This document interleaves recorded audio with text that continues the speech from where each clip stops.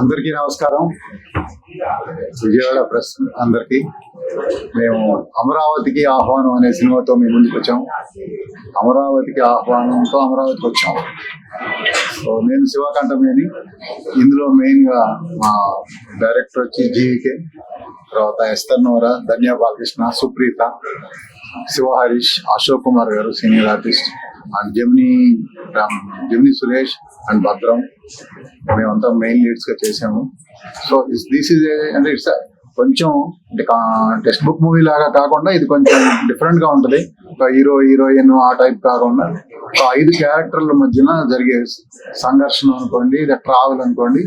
So నాదొక character, Eshwar character, తర్వాత ధన్య బాలకృష్ణ, భానుమతి అని ఒక క్యారెక్టర్, భార్గవి అని సుప్రీత ఒక క్యారెక్టర్, ఎస్తర్ నోరా వచ్చి రాజేశ్వరి అని ఒక క్యారెక్టర్.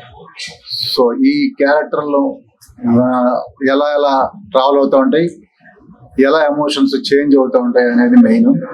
సో డిఫరెంట్ ఆర్టిస్టులు కూడా డిఫరెంట్ ఎమోషన్స్ ఇందులో చేయడానికి అవకాశం ఉంది. సో ఎవ్రీ ఆర్టిస్ట్ నవరసాలు పలిగించగలిగారు. అందుకనే మేము వేర్ హ్యాపీ. ఈ సినిమా బాగా పబ్లిక్ రీచ్ అవుతుంది అనుకుంటున్నాము. February 13th, Friday the 13th అనే ఒక హారర్ మూవీ ఉంది హాలీవుడ్ లో. That was a big hit. So లక్కీగా ఆ డేట్ పడింది. సో దీనికి ముఖ్యంగా మనం మాట్లాడుకోవాల్సింది మా ప్రభాకర్ రెడ్డి గారు. ఈయన కూడా మనకి ఇంతకుముందు ప్రేమ కథా చిత్రం అని ఒక పెద్ద హిట్ సినిమాకి డిఓపిగా డైరెక్టర్ గా పనిచేశారు. అలాగే ధన్య బాలకృష్ణ రాజుగారి గది అనే ఒక పెద్ద హారర్ మూవీకి బిగినింగ్ ఇచ్చింది. Esther Nora first time horror movie చేస్తుంది. సో దిస్ ఇస్ ఒక ట్రావెల్ బయలుదేరింది. We're expecting and we're hoping against hope సినిమా బాగా రీచ్ అవుతుందని అనుకుంటున్నాము. ఇప్పటివరకు అయితే మాకు అన్ని థియేటర్స్ కూడా బాగానే సెట్ అయ్యాయి.